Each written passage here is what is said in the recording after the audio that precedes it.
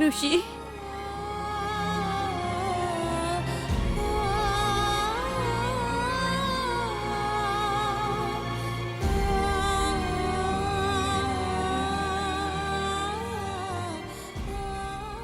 ये रोना धोना कल सवेरे 9 बजे के बाद।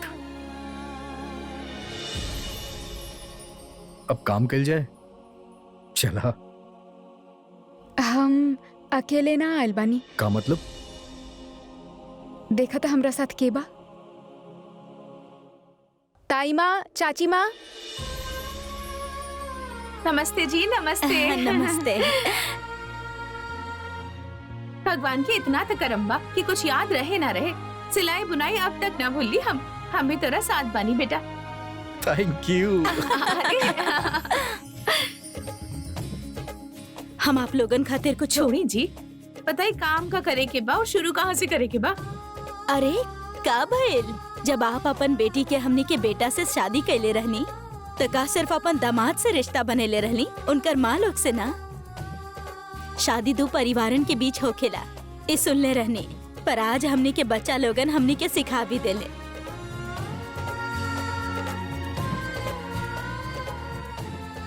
अरे आप रोई ना, आपके पता नहीं खे, जब हमारा आंसू बहे के शुरू होकेला ना तो बहुत मुश्किल से रुकेला। चली जल्दी से चैलेंज पूरा करल जाओ जी।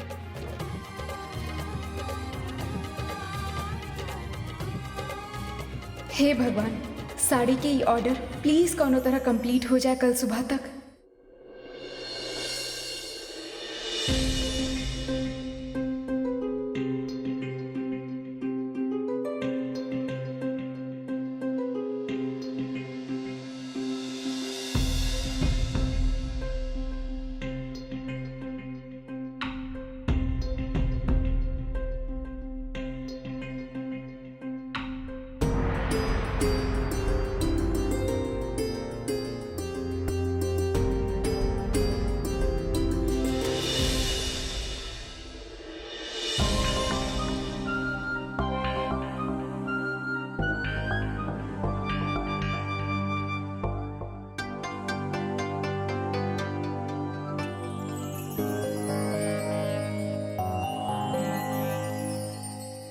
विहानी पकड़ा ना।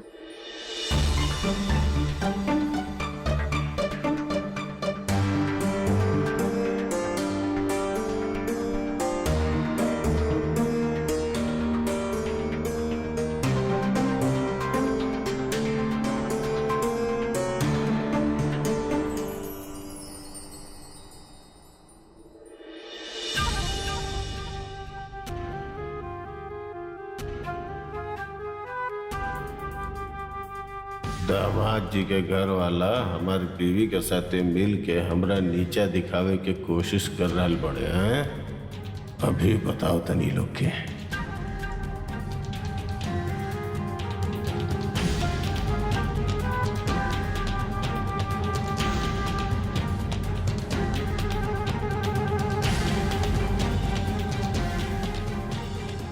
आइल बड़े एम्ब्रॉयडरी करे। अभी बताओ तनी। अरे ये बिजली के का भइल? अब विहान बेटा, अब बिजली कैसे चल गई अचानक? जीजू हम देखा नहीं। हमने के पास वक्त बहुत कम बचा चाची माँ। कोनो न कोनो जुगाड़ लगा के कुछ करे के पड़ी।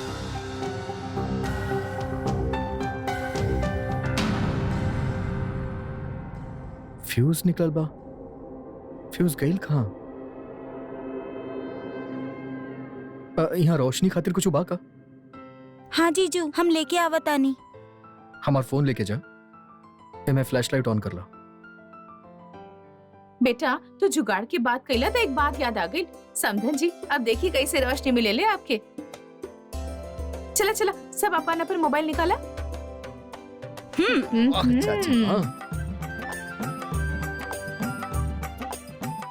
ला जी, मिल गई रोशनी आपके? हैं जी, मिल गई। अरे वाह मिली, ये भइल ना बात। हमार फोन में भी टॉर्च ऑन कर लेता नहीं।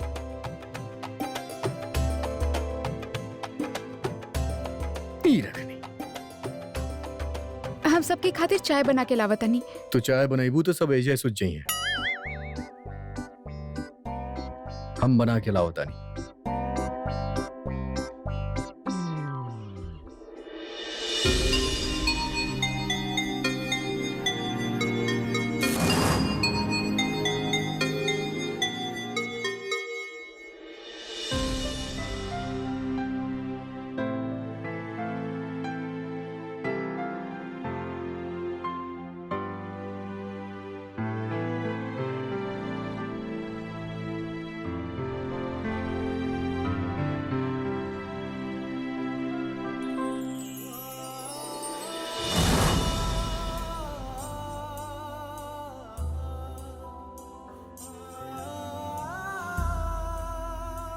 Thank you. आज तू हमरा परिवार के खातिर जे कैले बड़ा उ हम अपनन के मदद खातिर हमेशा तैयार रहेली, ना कि अपन दुश्मन लोग के।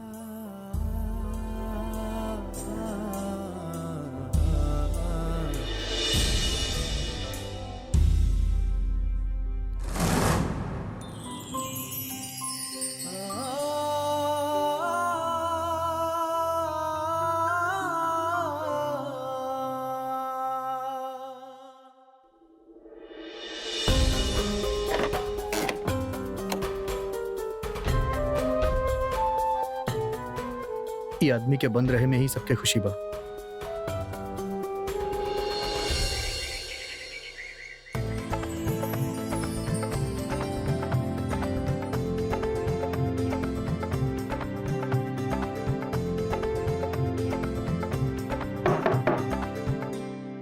ओ जी शर्मा जी भेजले बाड़े हमरा। हाँ जी आई प्लीज, डिलीवरी रेडी बा।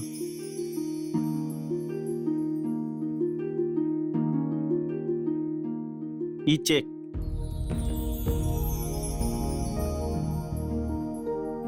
जी check.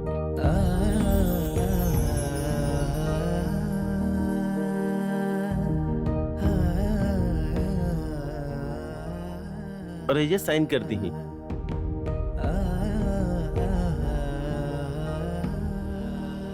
Thank you. Thank you. Thank you so much. मुबारक हो के। चलिए। माता रानी के जय। कांग्रेचुलेशंस। तैयार रही है समधन जी। देख लिया, इस सारा माल बाजार में पहुंचते ही पूरा दिल्ली में वर्ल्ड फेमस हो जाई हैं आप। ये सब हमार दामाद के करिश्मा बा। ऐसन दामाद होखेले हम कबो न सुननी।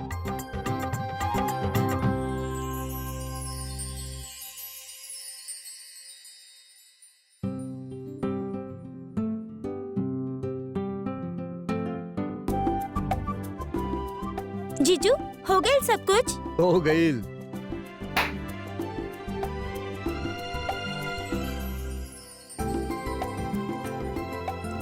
जुग जुग जी है बेटा। तू हमरा खातिर जौन कुछ भी कैले बड़ा ओकरा खातिर धन्यवाद के शब्द बहुत छोट बा। ये का कहा तानी दादाजी, ये तो हमार फर्ज बा।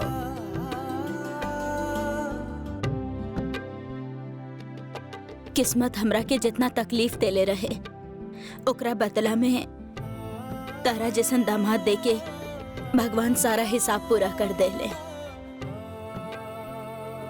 आप सब बैठी, हम आपके खातिर चाय नाश्ता कुछ लेके आ बतानी। अरे ना, फिर कब ओ माँ के बता के ना है नी ना तो वो चिंता करत होगी। प्रणाम। ओके दादाजी, हम नहीं चलता नहीं। अच्छा गिरीश, आप बिल्कुल ठीक कहले रहनी जीजू। सिर्फ मन में फैसला करे के देर होखेला और सब मुमकिन हो जाला। बिल्कुल गिरीश, तू जौन चाहा वो पा सकेला। All the very best. Thank you. चलो नमस्ते। चले, बाय बाय।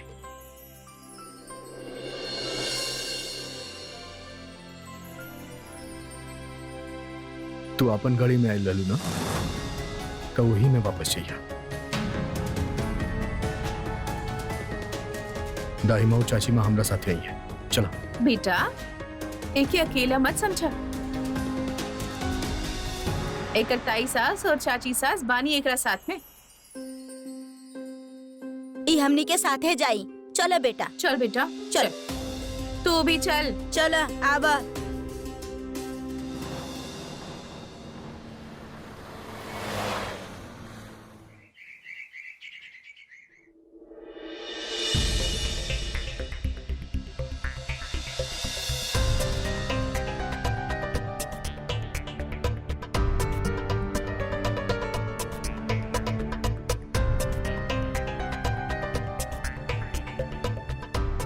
सवेरे सवेरे आप सब यहाँ आई तरह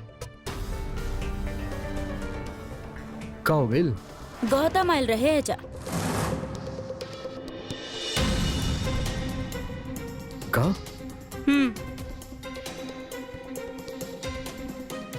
तो ओकरा के जेल में डले रहला और की होकर बेल करवा देलस। जाने ला के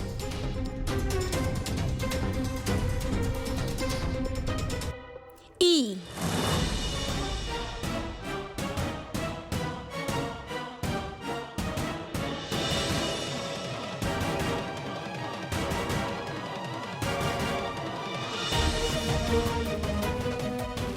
लेकिन माँ के तो विश्वास ही ना हो रहल बा कि उनकर बहू ऐसन भी कर सकेली। ऊ हम एक्चुअली सिर्फ हाँ या ना में जवाब दिया।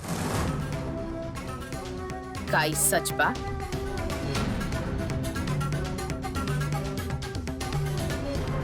दादी माँ हम हाँ या ना?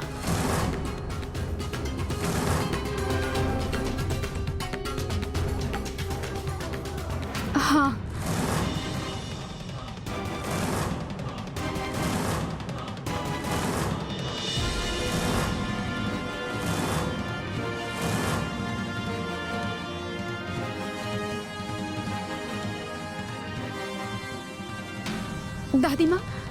दादी माँ हमारी बात सुनी प्लीज। दादी माँ हम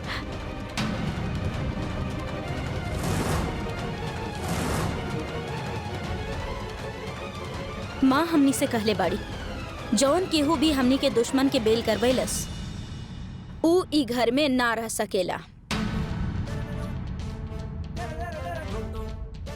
तो बेहतर यही होखी कि तू अपन सामान पैक कइल शुरू कर दा।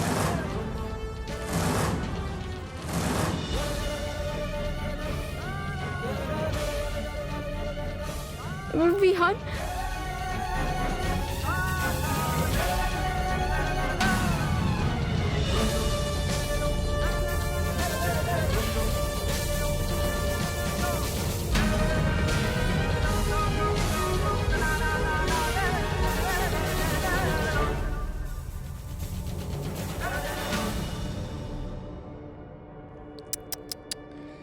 बहुत बड़ा गलती कर देलू तू बेल करवा के। अब हमनी में से केहू तोहरा के स्वीकार ना करी तो निकला है जैसे।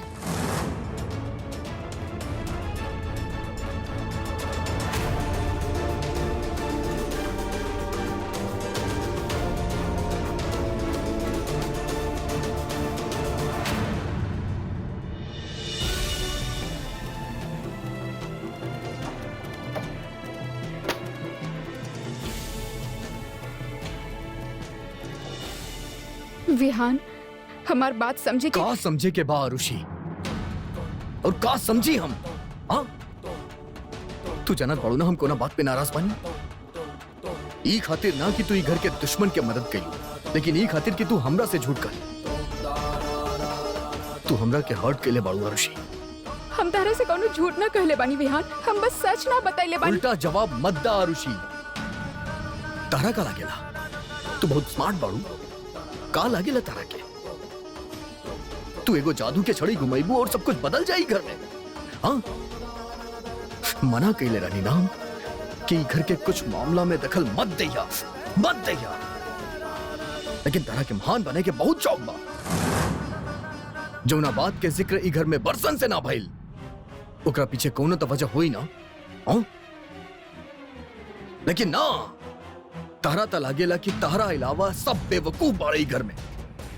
विहान अगर केहू के भलाई के खातिर एगो छोटा सा झूठ कहल जाए तो वो झूठ ना होखेला। ये सब हम अपन मासी माँ की खुशी खातिर कर रहल बानी। विहान मासी माँ के दोबारा उनकर सपना जिए के मौका मिल सकेला। वो फिर से अपना विवाहित जीवन में सेटल हो सकेनी। सेटल? वो गौतम के साथ है? यह तो हर प्लान बा। हाँ, काहे की शादी बस में आरुषि बस। उस शख्स के नाम अगर एक बार भी तू हमरा सामने ले लू तो हमरा सब बुरा क्यों ना हुई, समझ लू। उनकर सच जाने बिना तू कैसे कुछ कह सकेला आरुषि विहान? बस। हर बात के एगो लिमिट हो खेला और अब तू लिमिट पार करता। तहरा पे हम विश्वास कईनी, ये हमार सबसे बड़ गलती रहे। लेकिन अगर तू झूठ पड़ और तू गलत निकल लू तो तहरा ही घर में रह के कोनो हक नहीं के। विहान, हम तहरा से बहुत प्यार करेली, लेकिन हमार माँ के जज्बात के साथ तहरा खेले के कोनो हक नहीं के, समझ लू तू। हम भी यही हक से मासी माँ के बारे में सोच रहे बानी। ओ हमार भी माँ बानी। Enough is enough। चलो विहान का कर रहल बाड़ा? हम तहरा से कहले रहनी की झूठ बर्दाश्त नहीं किया हमरा के। चला यहाँ से। तहरा से कहले रहनी की ई सब चीज से अपना आप के दूर रखा। झूठ बर्दाश्त नहीं किया हमरा के। देहू कहा कर हम तहरा से कहले रहनी। विहान,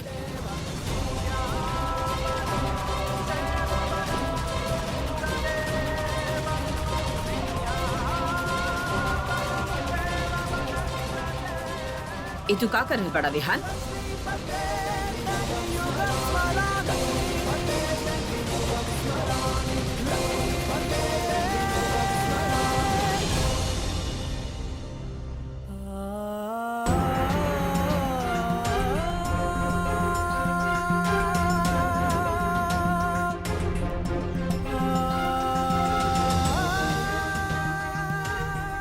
ये हमने सबसे झूठ कहली दादी माँ।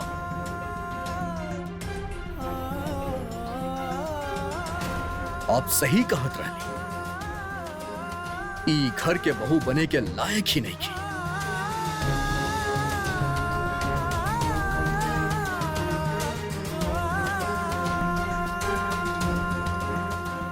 आरुषि जे भी कैलस उ कैलस, लेकिन तू जे तरह से पेश आवत रहला एकरा साथ अभी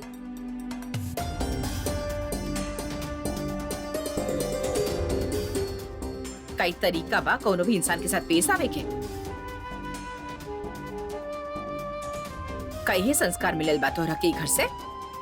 कोनो भी लड़की के साथ ऐसन सलूक किहल जाले का? का करती दादी माँ? ई जौन कैले बाड़ी वो हमरा से बर्दाश्त नहीं के होत। ई गलती कैले बिया तो उससे बड़ गलती तू कर रहल बाड़ा। माफी मांगा आरुषि से।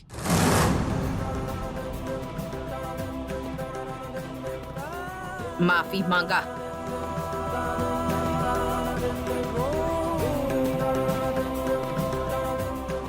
और तू सब हैरानी से हमरा के घूर काहे रहल बाड़ू? एक औरत होके एक घर में कोनो दूसरा औरत के साथ ऐसन सलूक होखल तू सबके मंजूर बा? सिर्फ एक हत्या की करे वाला तोहार बेटा बा? अगर तोहरे बेटी के साथ ऐसन सलूक होता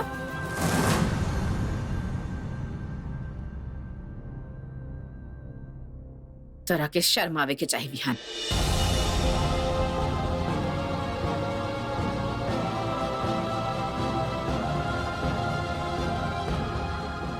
I'm sorry।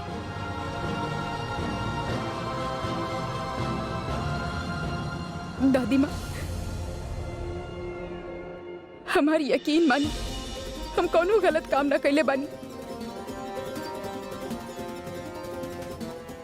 हम अपना आँख से देख ले बानी, मौसा जी सच में बदल गई बाड़े।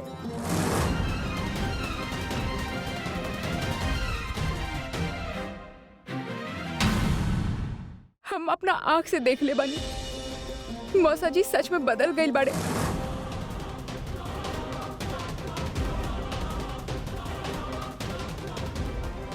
उनकर पश्चाताप सच्चा बा। सुन ली हाँ, यू धोखेबाज के मौसा जी का हतारी आरुषि, हो सकीला तो सही होगा, तो हर दिल साफ बा, लेकिन ई सब के जरा हमरा नजर से भी देखा। यही आदमी बरसों पहले धोखे से हमनी के पैसा, गहना, जेवर सब चुरा ले रहल। इहे आदमी धोखे से ई घर के बेटी के प्यार, विश्वास, आत्मविश्वास के ठेस पहुंचले रहल। इहे आदमी ई घर के मान मर्यादा के चोट पहुंचले रहल। इतना साल बाद ये आदमी आके कहेला कि हमके माफ कर दा, तो हम ओके माफ कर दी, सब कुछ भूल जाई। तोरा के लगेला क्यों बदल गई बा, और अगर वो ना बदलता एकर जिम्मेदारी के लिए दूध के जलल तब छाछ भी फूक फूक कर पिएला। जाना तानी दादी माँ, हम आपके बात समझ रहल बानी, लेकिन वो ई वक्त कुछ भी तो ना मांग रहल बड़े सिवा एक रखे कि उनके सिर्फ मासी माँ से मिले के बात करे के एक मौका दिहल जाए। तक का हम ई फैसला मासी माँ के लेवे ना दे सकेंगी? आरुषि, हम नीलिमा के वो आदमी से कबो मिले ना देव, कबो ना। हम ओकरा से मिलब माँ।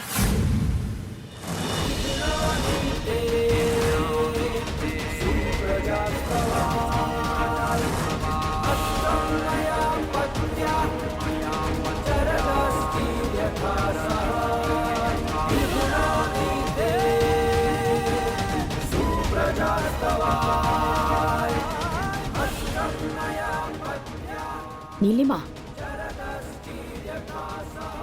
ये तो का करल बड़ो?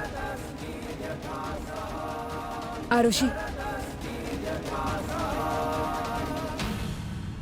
चल हमरे साथ। आप ओकरा से ना मिला मासी माँ। बिहान हटे मासी नीलिमा, माँ, हम कहता नहीं ना, आप ओकरा से ना मिला। नीलिमा, मासी माँ, हमारी बात नीलिमा। सुनी। माँ, पता नहीं गौतम का पट्टी पढ़िले बा आरुषि के। ठीक बा, वो मासी माँ से मिले चाहत बा ना, कहाँ जाए मिले। आज हम भी दिखावता नहीं ओकरा के।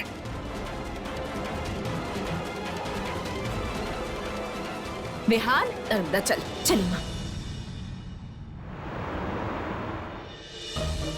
का सही में नीलिमा हमारे से मिले खातिर राजी हो गई बड़ी? हाँ हाँ हाँ, हम पहुंचाते नहीं हम सिटी पार्क। हाँ बस पहुंचाता नहीं हम।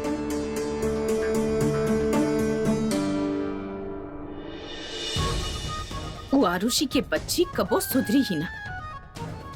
ऊ जे करे चाहत बिया ना, हम ऊ कबो के होके ना देव। अभी फोन करता नहीं और देखता नहीं गौतम नीलिमा से दोबारा कैसे मिलेला। हेलो, हाँ ठीक बा, जेके उठावे के बा ओकर फोटो तो भेज दा, काम हो जाई। 2 मिनट में ओकर फोटो तोरा भेज रहल बानी। वो लड़की तोरा सिटी पार्क में ही मिली, लेकिन एगो बात के ध्यान रहे, वो पार्क के अंदर ना घुसे पावे, समझ गईला? आप कहता नहीं तो ना घुसे दे, और घुसे के मौका ही ना दे ओकरा के। ठीक बा।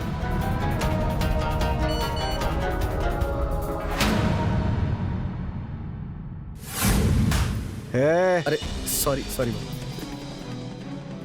रिक्शा आ गई ना तो हमरा के दिखल ना। इले चल ठीक बा, जो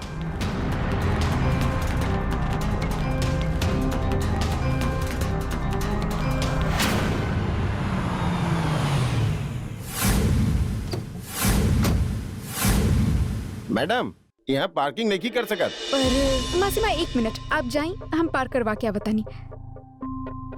भैया यहाँ केहू बा जे के गाड़ी पार्क करे आवत होके? हमरा नहीं के मालूम। लाई मैडम, हम पार कर देते नहीं। थैंक यू भैया। ई चाबी लेवे खातिर वहाँ पीछे गली में आ जाइए। ठीक बा।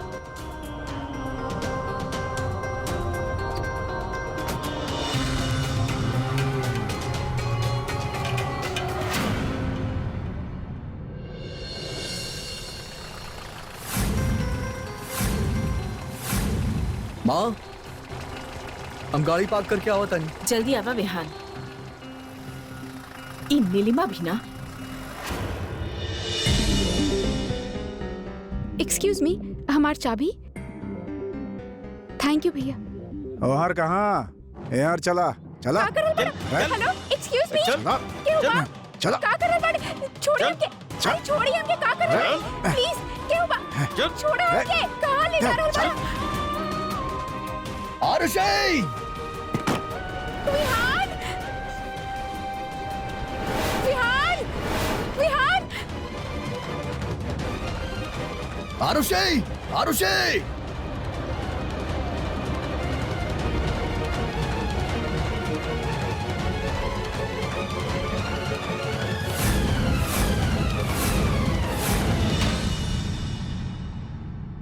नीलिमा, तू ये सब कुछ काहे कर रहल बाड़ू? माँ, हम बस कहा हो गई बतू के नीलिमा?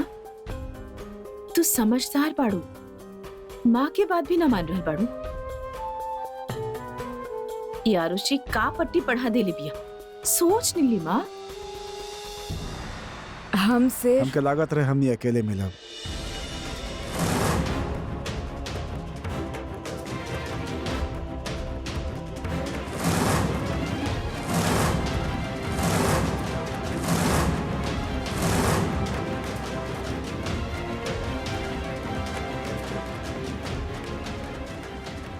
तो के का लग रहल बा? तू दोबारा नीलिमा के फुसला के ओके धोखा देवे चाहत बाड़ा? 18 साल पहले ऐसन कही के तो के चैन ना मिलल और अब भी केहू ना मिलल त हमार घर के बहू को बहला के नीलिमा तक पहुँचे की कोशिश कर रहल बा तू? माँ जी, हम मान रहल बानी कि हम आपके गुनाहगार बानी, लेकिन हम सिर्फ और सिर्फ ये चाहतानी कि एक बार नीलिमा से बात कर ली हम। हाँ तो कर लाना बात, हम सबके सामने करा। हम तो पे भरोसा ना कर सकब। हम अपन बेटी से बहुत प्यार करेनी और हम ना चाहतानी कि दोबारा ओके कौनो किस्म के दर्द मिले। माँ जी देखी,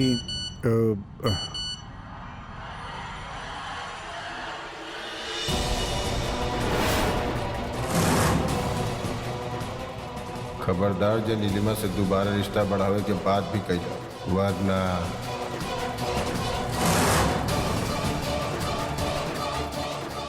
बोला का कहे के बा? बोला ना, अब चुप काहे खड़ा बड़ा?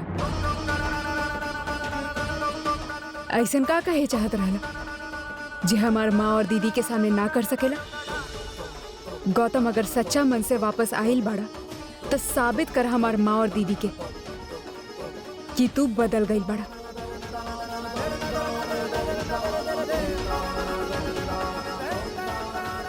अभी तो हम कुछ ना कर सकेली नीलिमा, आरुषि के जान खतरा में बा।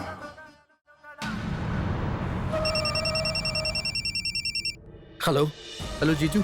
हाँ गिरीश बोला। जीजू अभी हम आरुषि दीदी और गुंडा, तू जाना तारे आरुषि कहाँ पड़ी? हाँ जीजू, वो लोग यही मोहल्ला में पड़े। अभी थोड़ा देर पहले हम 2 गुंडा के फोन में दीदी की फोटो दिखनी। हम सोचती रहनी के का करी और इतना में वह गुंडा लोग गाड़ी में वापस भेज ले। दीदी उन्हीं की गाड़ी में रहनी। जीजू आप जल्दी यहाँ वापस आ जाएं। अच्छा ठीक बा सुना, तू सिर्फ उन पे नजर रखा, हम आवा तानी। हाँ जी ठीक बा। नीलिमा बोला हम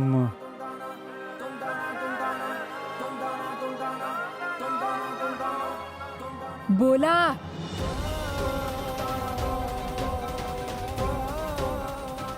कुछ कहे के रहे तो कहत काहे ना बड़ा? बोला छोड़ दो, छोड़ दो हमके। अरे चल, का कर बड़ा? छोड़ दो हमके, छोड़ दो। अरे चल, क्यों आई प्लीज? छोड़ दो। गिरीश,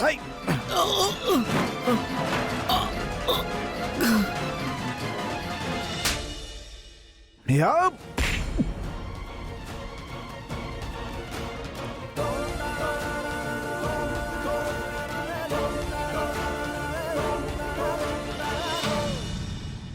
चली माँ, आप सही कहले रानी। ई इंसान कब्बो ना बदल सकत। सांप बड़ाई वापस आई बा तो सिर्फ डसे खातिर। अकेले में नीलिमा के साथ बात करे चाहत रहना ना, ताकि ओकरे आंख में धूल झोंक सका। ई बेशरम ही ना बुजदिल भी बा। हमनी के भोली भाली आरुषि के फुसला के नीलिमा की यहाँ से भगा के ले जाए चाहत रहला ना तू? एक खातिर अकेला में मिले चाहत रहला? बताओ तोरा के भेजलस? उम्मत का नाम बताओ। दीवान उहे फोटो भेजले रहे और कहले रहे कि इ लड़की के एक दिन खातिर गायब करे के बाद।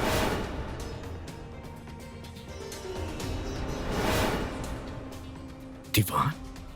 गौतम दीवान। मौसा जी के सरनेम भी दीवान है। एक मिनट गिरीश,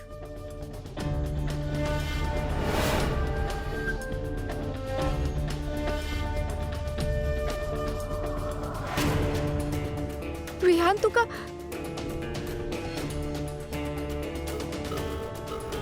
हाँ भाई, हो गए। हमार भी काम हो गए। हमरा अपन बेटा के उ लड़की से शादी करे से रोके के रहे। अब तू लोग उ लड़की के छोड़ दा, समझ गईला? एकर मतलब हमके अगवा मौसा जी के रोके खातिर कैले रहले, यानी वहाँ पार्क में। विहान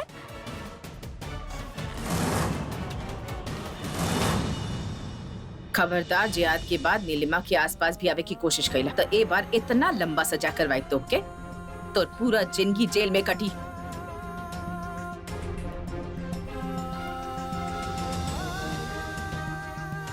चल नीलिमा, नर्मदा चला।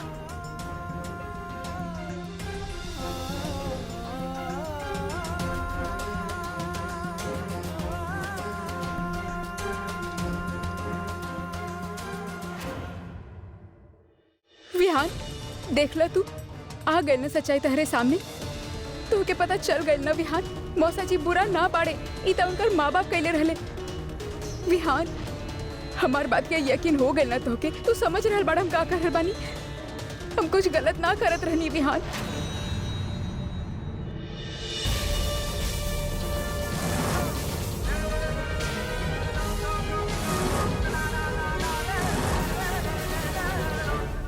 विहान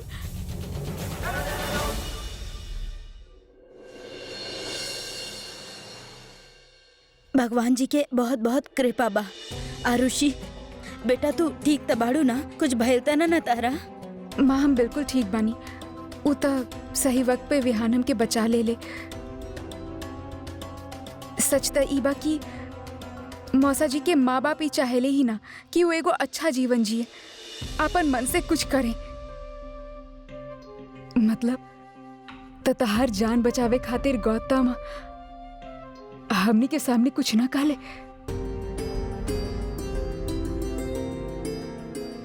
माँ ऐसे गौतम कुछ ना कहले हमरे सामने। नीलिमा एकर बात में मत अइहा तू। गौतम तबाही धोखेबाज, ओकर का भरोसा। और शायद आरुषि भी ओकरा से मिलल होके। बुआ माई आप का कहा तानी? का करल बानी हम? सच्ची तो करल बानी। ई तरह से शादी हमनी सबके चकमा देके ही तो कैले रहली। फिर वह बात बुआ माँ। चलो ठीक बा, मान लेनी कि आरुषि गौतम से मिलल नहीं की, लेकिन गौतम पे कैसे भरोसा करी? वो तो 420 बाना धोखेबाज बाऊ। कैसे मान ली कि वो अब सच्चा हो गइल बा, सुधर गइल बा? कैसे यकीन कर ले वो पर?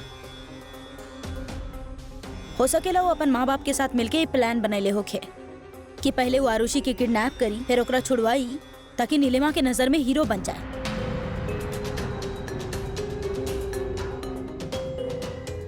हो सकेला, काहे ना हो सकेला। अरे पेशावर 420 खातिर ई सब कईल कोनो मुश्किल काम बा? ना बुआ माँ, मौसा जी ऐसा ना बनी। ना आरुषि, आई थिंक बुआमा is got a point here. तो इतना यकीन के साथ कैसे कह सके लू, कैसे तोरा पता कि कोई इंसान बदल चुकल बा?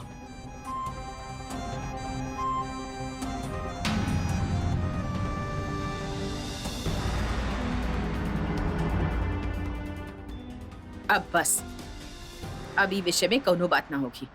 ई टॉपिक यही जे खत्म करा।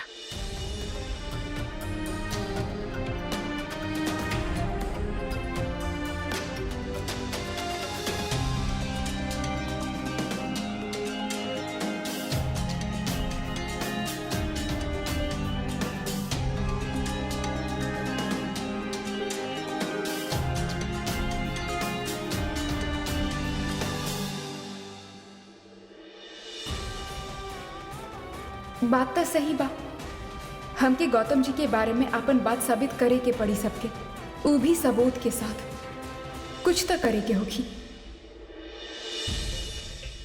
भाभी, ई मासी माँ खातिर आयल बा, ए पर उनका नाम लिखल बा।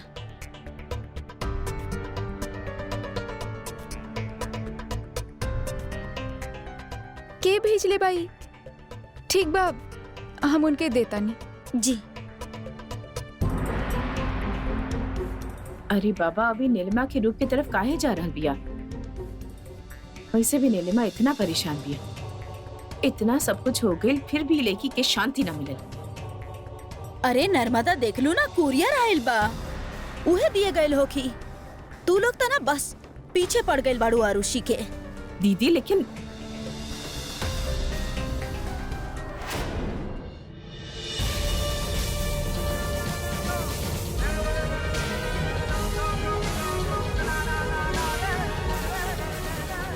मासी माँ, ई का बा? हमार हार हमार माँ देले रहनी।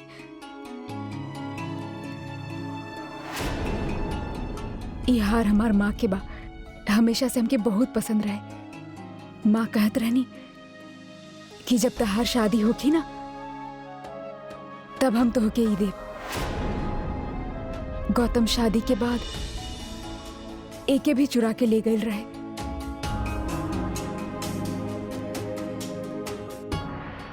लेकिन ई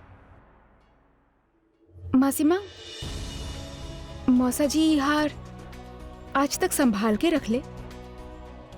काहे काहे खातिर? काहे कि वो आपके प्यार के हमेशा अपना करीब रखे चाहत रहले बाना। मासी माँ, इमे इहो बा।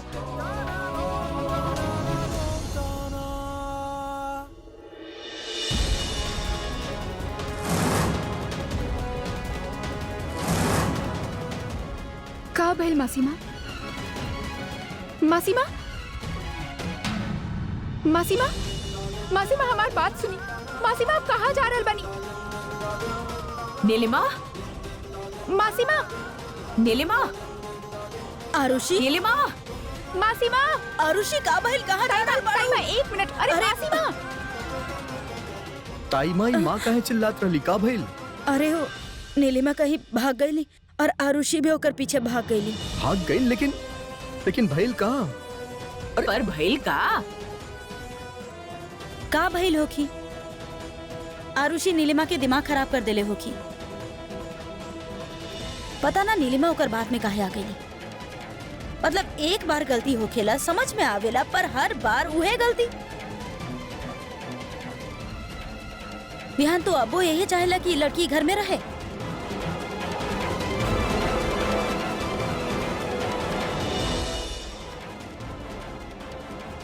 माँ चल गई, गाड़ी में बैठल और एक मिनट माँ, हम फोन करता नहीं, अभी पता चल जाई।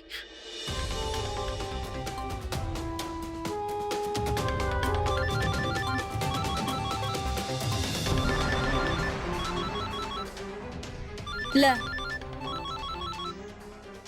आरुषि तो फोन ऐजे भुला गेली। मासी माँ, you are trying to call is currently switched off.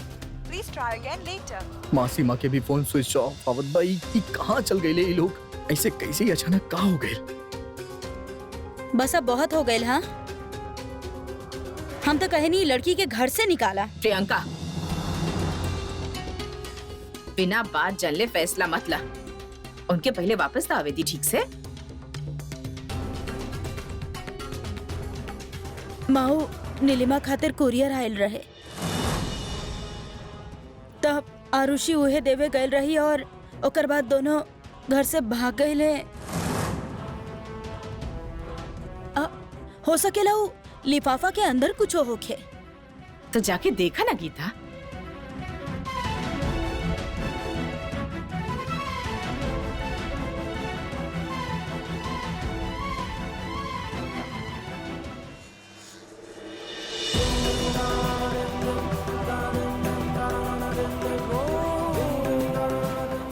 Gautam ji खुदकुशी कर रहल बानी। अगर गौतम ऐसन कहले ओकरा हम कबो माफ न करब, कबो ना। मासी माँ, अब हमनी का करब? और इतना बड़ा शहर में कहाँ ढूंढब उनके? जहाँ हमनी पहला बार मिलले रहनी, कहाँ? पुराना दिल्ली के पास एगो जगह बा। डोंट वरी, वो मिल जाइए।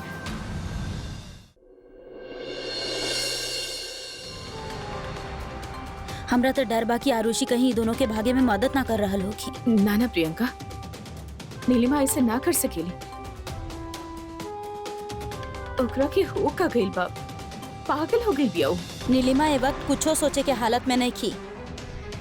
वो तो नाच रहल बाड़ी आरुषि के इशारा पर। पता ना का जादू कर देले बाड़ी आरुषि ओकरा ऊपर। माई ई लिफाफा आयल रहे कुरियर में, एमे बस ये हार निकलल और कुछो ना।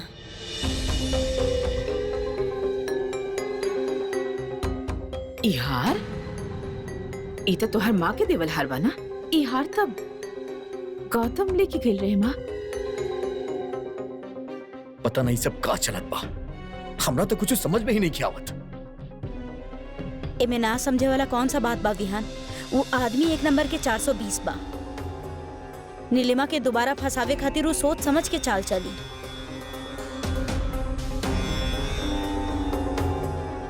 और ऐसन आदमी के साथ दे दिया आरुषि। पता ना विहान कौन से घड़ी रहा जे तू आरुषि के ई घर खातिर चुनला। पता ना आगे जाके का करी ई लड़की। हम पुलिस के फोन करत नहीं। पुलिस के काहे? काहे कि अगर गौतम दीवान 420 बा तो हमने ओकरा पकड़वा के रहा। हम ओकरा मासी माँ के फिर से फंसावे ना दे। आरुषि के जौन करे के बा करे।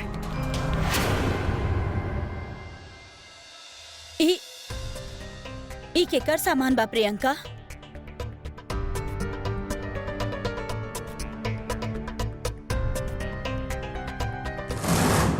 ये आरुषि के सामान बा।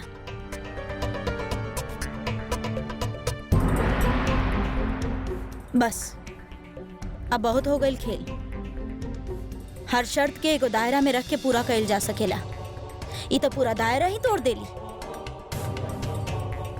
का अब भी आप लोग एकरा के यहीं रखब, यहीं घर में? का कहा तानी आप बुआ माँ? हाँ, आरुषि ये घर में ना रह सकेली।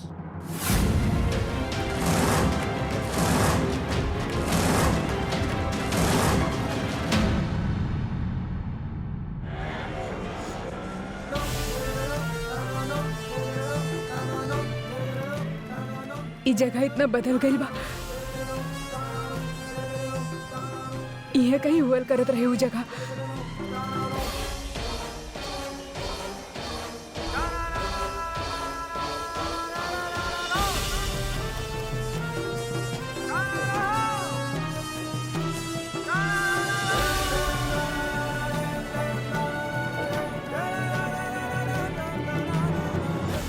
एक्सक्यूज मी, यहाँ पे का भइल बा? एगो आदमी गाड़ी के सामने कूद गिल बा। सुसाइड के केस बा।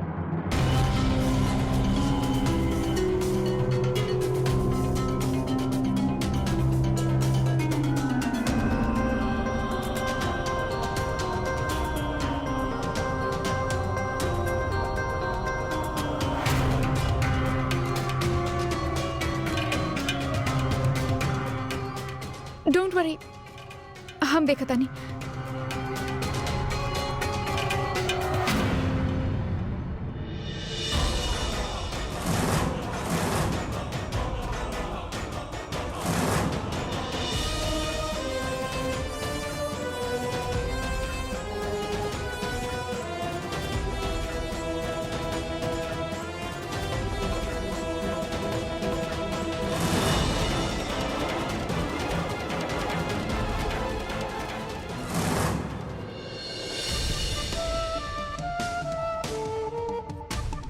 हम पुलिस से बात कर ले बानी, उस सारा शहर में रेड अलर्ट जारी करवा देंगे।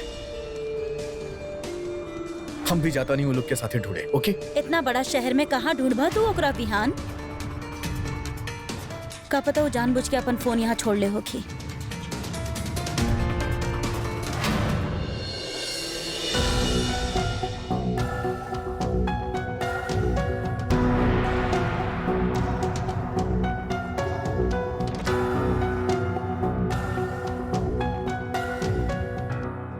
मासीमा, केहू और के एक्सीडेंट भइल बा, उ केहू और बा। डोंट वरी मासीमा, कुछ ना होखी, हिम्मत रखी, उ मिल जाइए। हमने ढूंढत बानी उनकरा।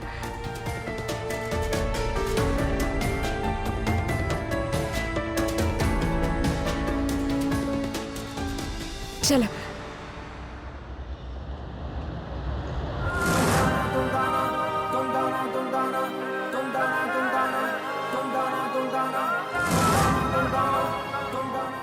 आरुषि, तू ही जा देखा, मैं ही जा देखा तानी।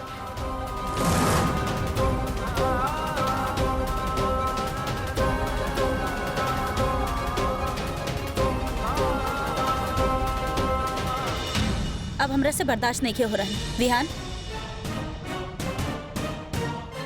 तू वादा कर,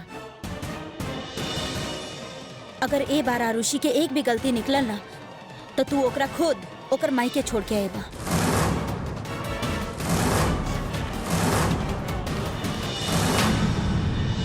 लेकिन तू ही सब काहे करत तारू आरुषि? आपन मासी माँ खातिर कोनो भला नहीं करत उनकर आरुषि, बल्कि पुराना जख्म कुरेदा तारू। जौन जख्म भर चुकल बा, भुला दिहल गइल बा, ओकरा फिर से ऐसे ताजा। तहरा के लागत बा। हम मासी माँ के आंख में उ दर्द, उ प्यार, उ अफसोस देख ले बानी विहान। बेहोशी के हालत में भी उ सिर्फ गौतम जी के नाम। ना, ही ना हो सकेला। वो आदमी हमार मासी माँ की जिंदगी बर्बाद कैले बा, हम ओकरा फिर से ही ना करे देबा। और तू इस सब में उ कमीना के साथ देता। अगर हमें साबित कर देनी कि ऐसा कुछ ना पता, तू देबा हमार साथ, मदद करबा हमार मासी माँ और गौतम जी के साथ लावे में, करवाईबा उनका शादी। बोला बोला विहान। ठीक बा, हम करब तहार मदद, लेकिन अगर तू गलत साबित भइलू ता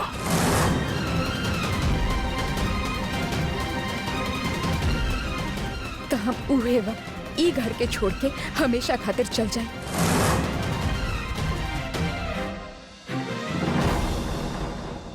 ठीक बा बुआ माँ, हम ऐसा नहीं करब। कि अगर एमे आरुषि के गलती भइल तो हम खुद ओकरा ले जाके ओकरा घर छोड़ के आई। लेकिन ई सब में चाहे जौन हो जाए, हम ऊपर वाला से सिर्फ यह प्रार्थना करत हूं कि हमार मासी माँ के दिल ना टूटे, न तो सब कुछ खत्म हो जाए।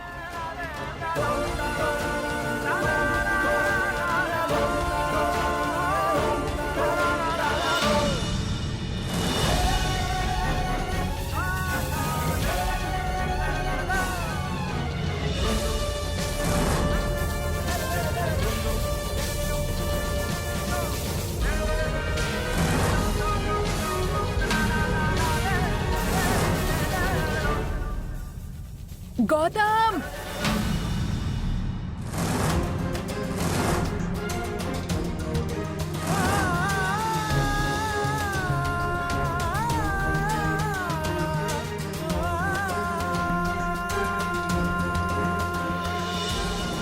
गौतम! मासी माँ?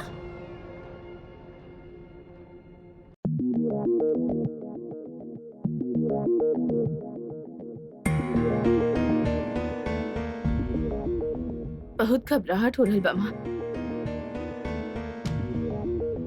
पता ना ऐसा लागत बा कि कुछ बहुत बुरा होखे वाला बा। हम ऐसे हाथ पे हाथ रख के घर पे ना बैठल रह सकेली। हम जाता नहीं उनके ढूंढे।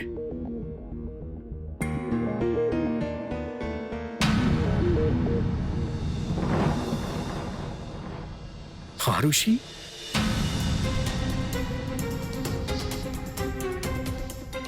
आरुषि, मासी माँ कहां बाड़ी?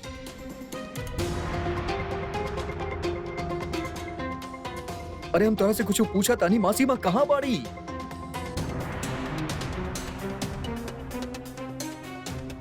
ई का बोली भगाएलू ना हमनी के नीलिमा के उ 2 कोड़ी गौतम के साथ। बुआ माँ, आपके लागत बा हम ऐसन करब? हमनी के लागेला ना, हमनी के यकीन बा तू ऐसन कर सकेलू, बल्कि ऐसने करके आ रहल बाड़ू। बहुत भइला ऋषि, अपन बोरी बिस्तर उठावा और चलते बना यहाँ से।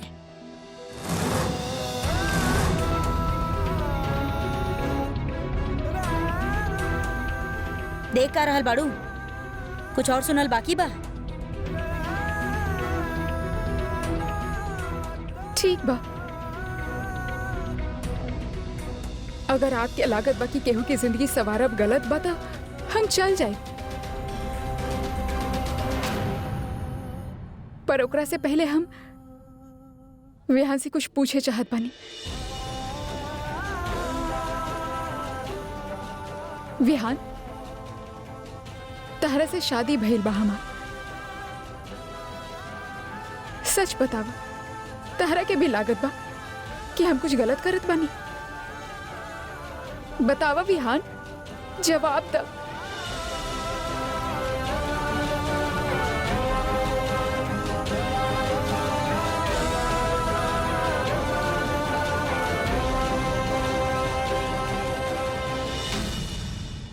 दादी माँ, जितना प्यार गौतम जी मासी माँ से करेले, ओकरा से कहीं ज्यादा प्यार मासी माँ उनकरा से करेनी।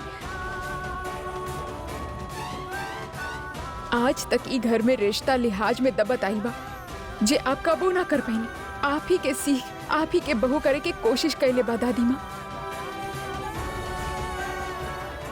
हम सिर्फ एगो नया शुरुआत करे की कोशिश कैले बानी। आपके भी लागत बा हम गलत बानी।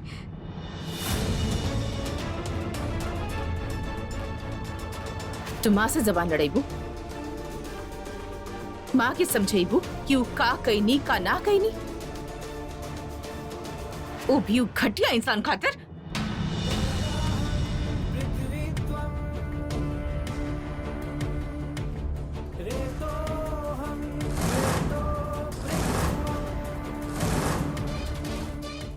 दीदी प्लीज, गौतम हमार पति बाड़े।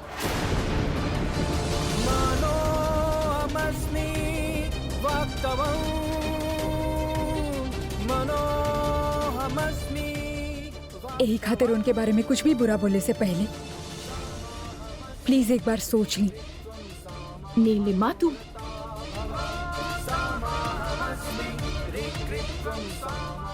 गौतम अंदर आई।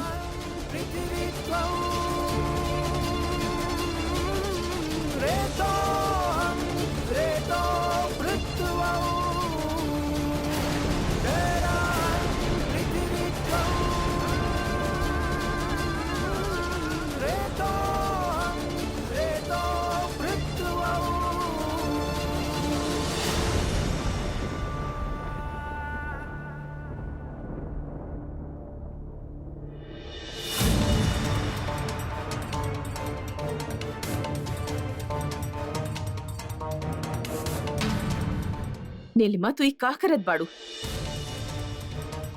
फिर से एकर जाल में फंस रहल बाड़ू? ना दीदी, ई हमके एहसास दिलैले कि हमके धोखा ना देले रहने।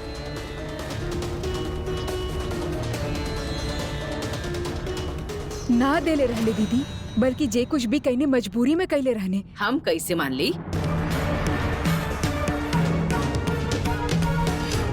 और तो क्या ऐसा का सबूत दे देने कि तू बरसों पहले के दर्द के भुला दे लू और एकरे के माफ कर दे लू? ई हमरा खातिर अपन सच्चा प्यार साबित कैले बाड़े।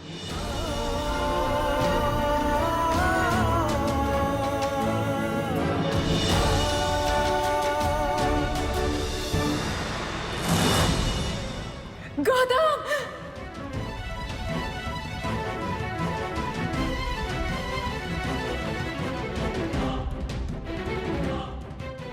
Gautam! Arushi! Help! Gautam! Gautam! Help! Arushi! Help! क्यों बा? आरुषि! गौतम! मौसा जी! मौसा जी! कुछ करा आरुषि, जल्दी। एक मिनट। गौतम! गौतम रुको प्लीज। आरुषि! गौतम ई पकड़ा, ध्यान से, आराम से, संभाल के, ध्यान से खींचिए। आरुषि खींचिए। मासीमा। आरुषि और धीरे, हाथ पकड़ा।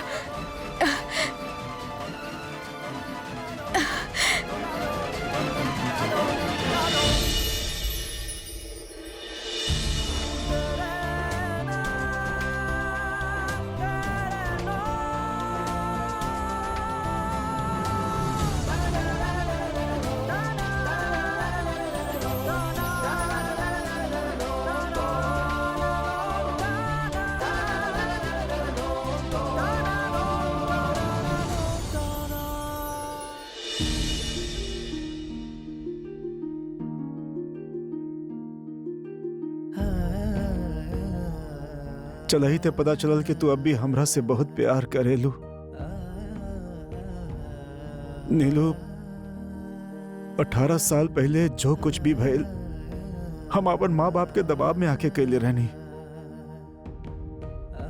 हम हमेशा तोरा से सच्चा प्यार कैले बानी और अब तक जियत रहनी तेही खातिर कि अपन गलती के पश्चाताप कर सकी। और अब बस, अब ना, बहुत हो गए। अब हम अपन नीलू के बहुत खुश रखब, ओकर जिंदगी खुशी से भर देवी वादा बा हमार। और हमके विश्वास बा अपन मौसा जी पे।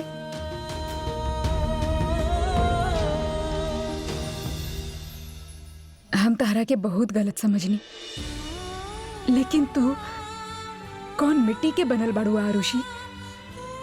कितना बेइज्जती कहनी, इतना कुछ सुनैनी, तहार और विहान के रिश्ता पे आँच आ गई, लेकिन तू हमनी के मिलावे के जिद ना छोड़ लो।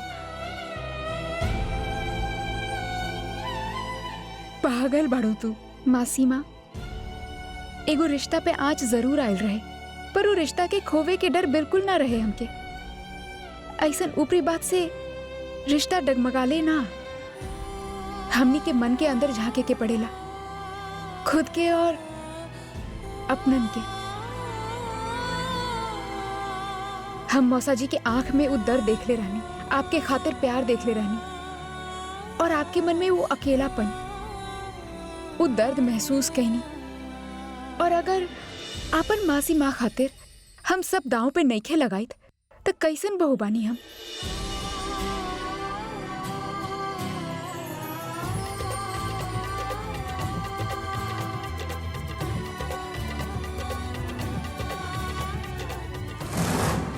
माँ, हम फैसला कैले बानी, हम गौतम के साथ आपन गृहस्थी बसाई।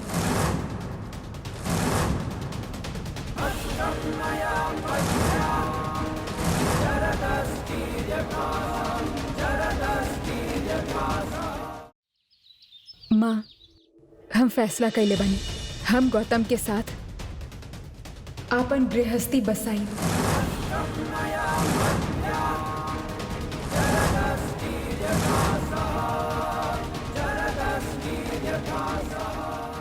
नीलिमा, तू ये फैसला सोच समझ के ले ले बाड़ू। हाँ माँ। ना माँ, नहीं बकवास कर रहल बा।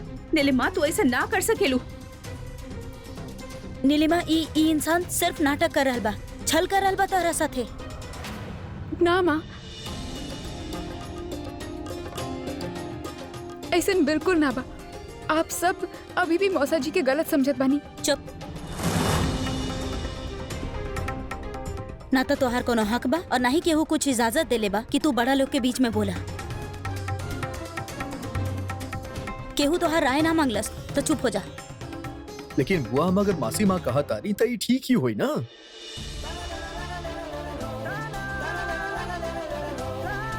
फैसला? रेहान, फैसला एकर खाते ले ले बड़ा। ई धोखा देले रहले और आज ओकरे से भी बड़ खेल खेल रहल बा। तो हर साथ नीलिमा, हम सबके साथ। तोरा के दिखाई काहे ना देत बा नीलिमा? 18 साल एक गलती के एहसास में गुजरल बा और वो गलती दोबारा कह के बाकी के जिंदगी वो गलती के एहसास में जिए। एक कहा की समझदारी बा नीलिमा।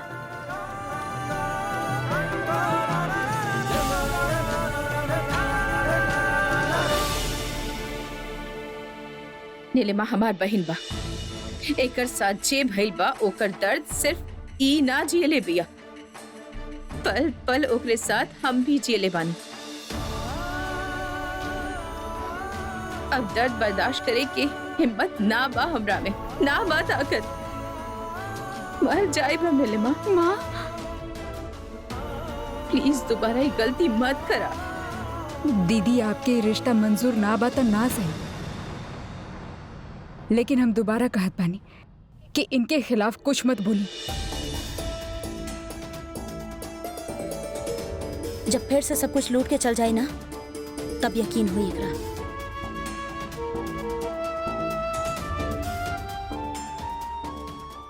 हमरा ख्याल से माँ जो नीलिमा तय कैले बाड़ी, हमने केहू में होकर साथ देवे के चाही। बहुत अच्छा पहल कैले बाड़ी आरुषि।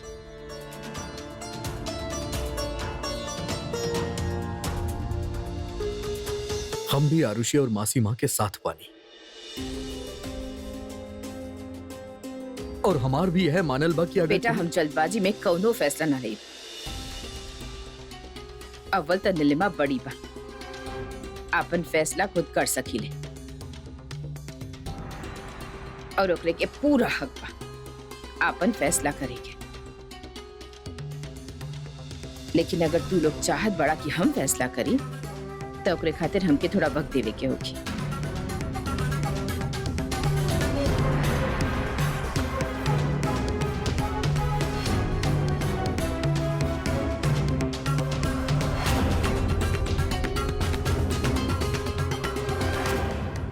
हम का करी, का फैसला लें? घर के बड़ा तो गौतम और नीलिमा की शादी के खिलाफ पड़े और घर के छोटे इस शादी खातिर जिद कर रहे बड़े। बड़ों के बात मानब तब कहीं दोबारा नीलिमा के खुशी के बर्बाद न कर बैठी, और अगर बच्चन के बात मानी तब हमरे से कहीं बहुत बड़ गलती ना हो जाए। नीलिमा के तब पूरा यकीन हो चुकल बा गौतम के प्यार पे,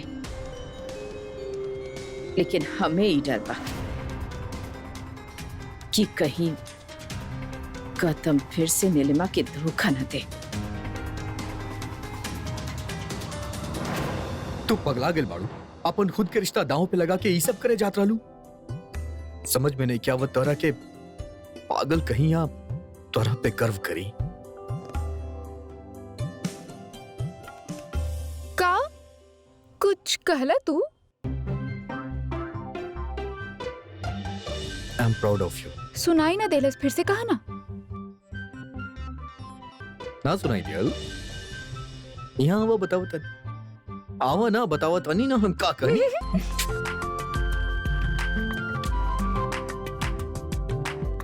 थैंक यू तारा बिछड़े के ख्याल से भी डर लागेला आरुषि। ओहो, फिल्मी डायलॉग्स एंड ऑल तू ना एंग्री बदसली अच्छा लागेला। अच्छा और तू खड़ूस।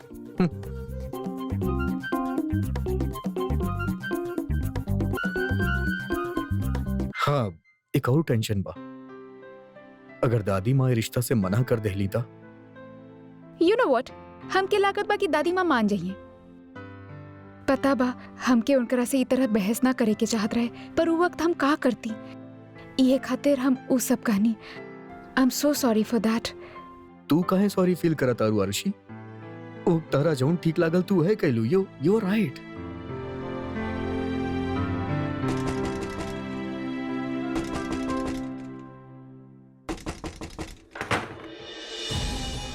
हाँ दादी माँ। विहान हमारे साथ चला। ई वक्त कहाँ जाए के बाद दादी माँ? गौतम के घर। गौतम के घरे ई वक्त लेकिन काहे दादी माँ? सवाल जवाब मत कर, बस साथ चला विहान।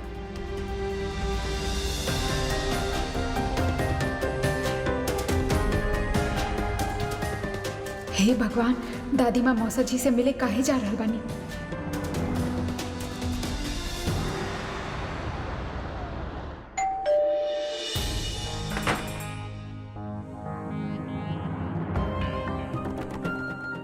माँ जी आप प्रणाम। आए ना, अंदर आए ना।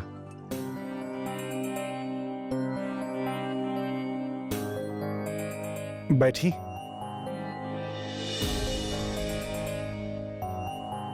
हम तोरा से सौदा करे आइल बानी। सौदा? कैसन सौदा माँ जी? जे खातिर तू दोबारा नीलिमा से रिश्ता जोड़े चाहत बाड़ा, वही के सौदा करे चाहत बानी हम। हम कुछ समझनी ना माँ जी।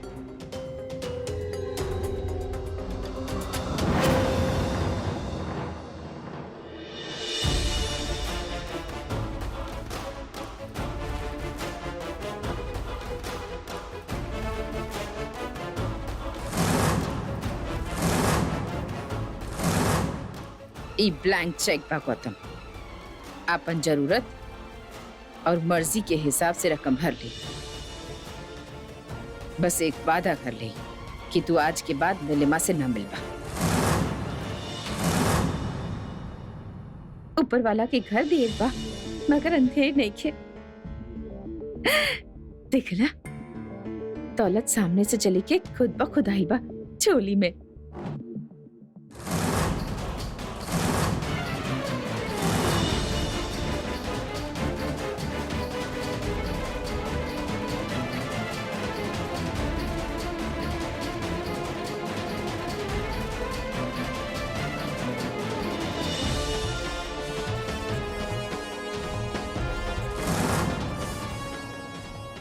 थैंक यू माँ जी, जेकर उम्मीद कैले रहनी हम,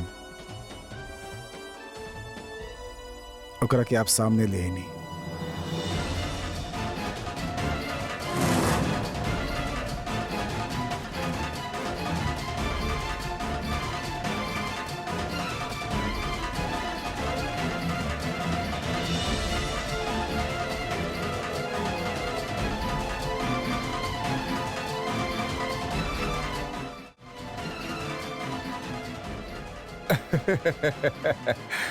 वाह बेटा वाह, तू तो कमाल कर देला।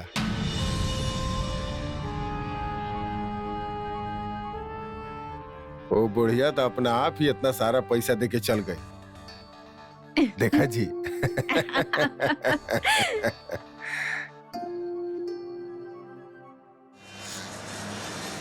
जेकर डर रहल उहे भई। गौतम दोबारा नीलिमा से सिर्फ दौलत खातिर रिश्ता जोड़े चाहत रहला।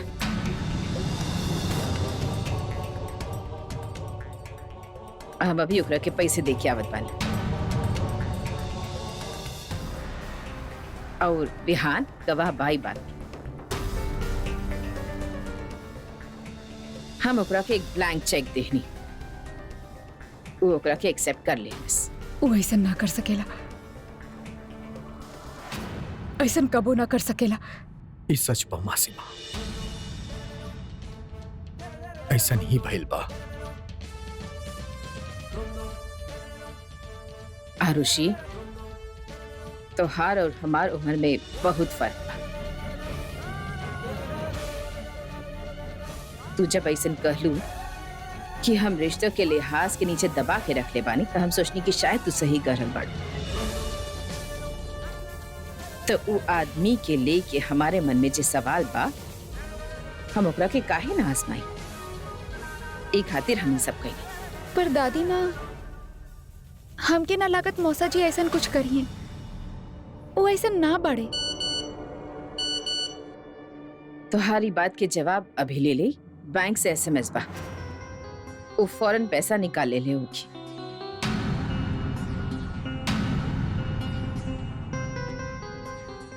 तो का कीमत लगेला सो नीलिमा के?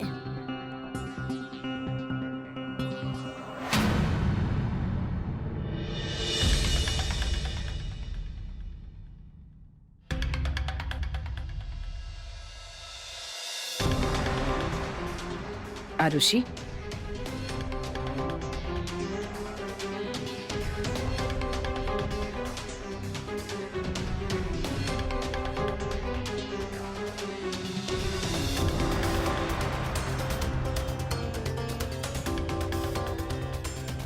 अब बतेबू भी का कीमत लगेले बाऊ? मौसा जी 11 रुपया विड्रॉ कैले बाड़े।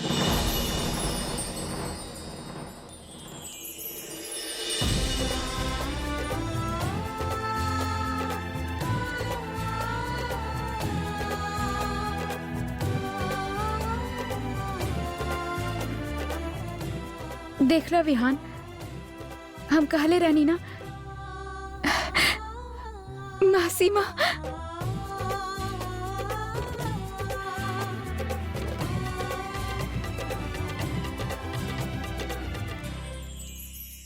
हम क्या आपसे सिर्फ सगुन चाहत रहे माँ जी, और उन्हें स्वीकार करनी हम।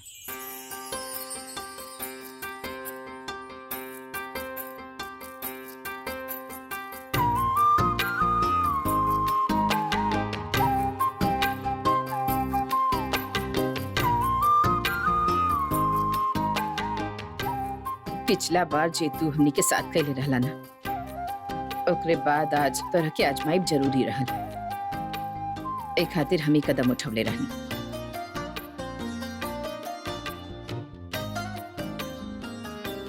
माँ जी, अब आपन तरफ से हमें शगुन के थाली ले आइल बानी, का आप भी एकरा स्वीकार करब? इतना जल्दी ना गौतम, हम तोरा से नीलिमा के शगुन अभी ना ली। तो हार एक आखिरी पड़ाव बाकी बा।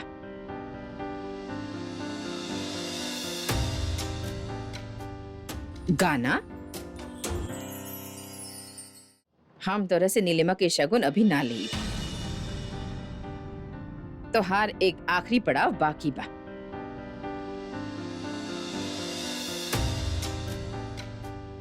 गाना,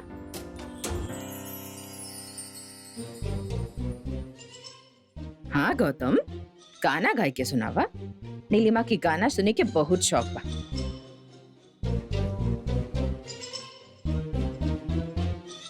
दादी माँ, आप आरुषि से गाना तो ना गवैले रहनी, तब गौतम जी से काहे? ई घर के दामाद खातिर, बहू खातिर नहीं खे। गावा गौतम। गाना हम माँ जी, अरे तका गावे खातिर भी मुहूर्त निकाले के पड़ी। हम के तुमसे प्यार कितना ही हम नहीं जानते, मगर जी नहीं सकते तुम्हारे बिना सुना गम जुदाई के उठाते हैं लोग, जाने ने कैसे जिंदगी बिताते हैं लोग। बस बस गौतम, बस भाई। अब एकरे बाद चाहे जे करा, नीलिमा की खुशी खातिर बस गाना मत गाई।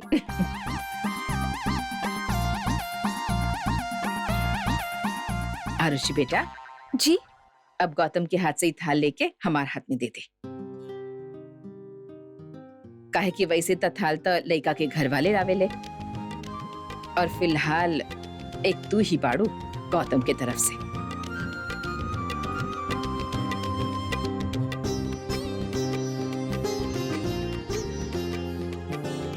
ये भइल ना बात, ला दे। आज पहला बार एक बहू अपन सासू माँ के हाथ मांगी। ठहरा।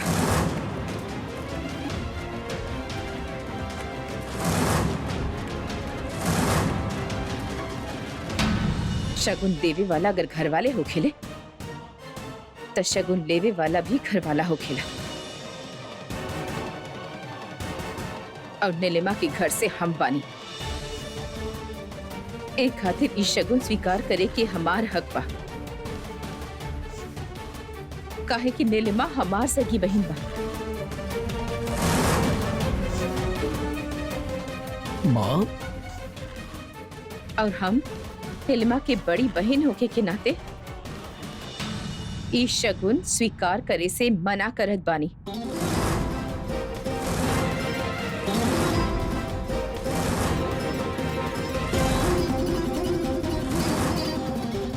तुत्कारत बानी इस शगुन के।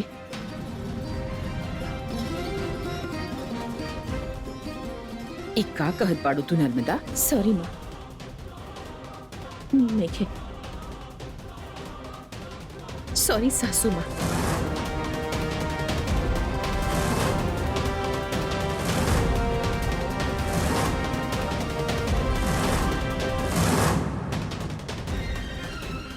अठारह साल पहले जे गलती भइल रहे, आज वो फिर से दोहरावे जात बाड़ुआ। यहाँ पे शायद केहू के फर्क ना पड़त, लेकिन हमरा के फर्क पड़त बा। काहे कि नीलिमा के खून के रिश्ता सिर्फ हमरे से बा।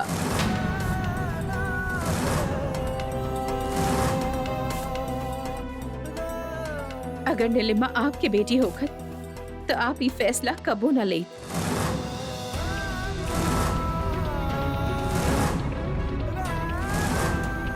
ओकरे के कबो ऐसे आदमी के साथ ना भेजन।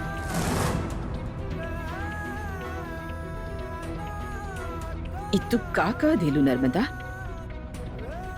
हम कबो तू लोगन और अपन बेटियन में कौनो फर्क ना समझनी। हम भी ये समझत रहनी मां, लेकिन आज आप फर्क दिखा देनी।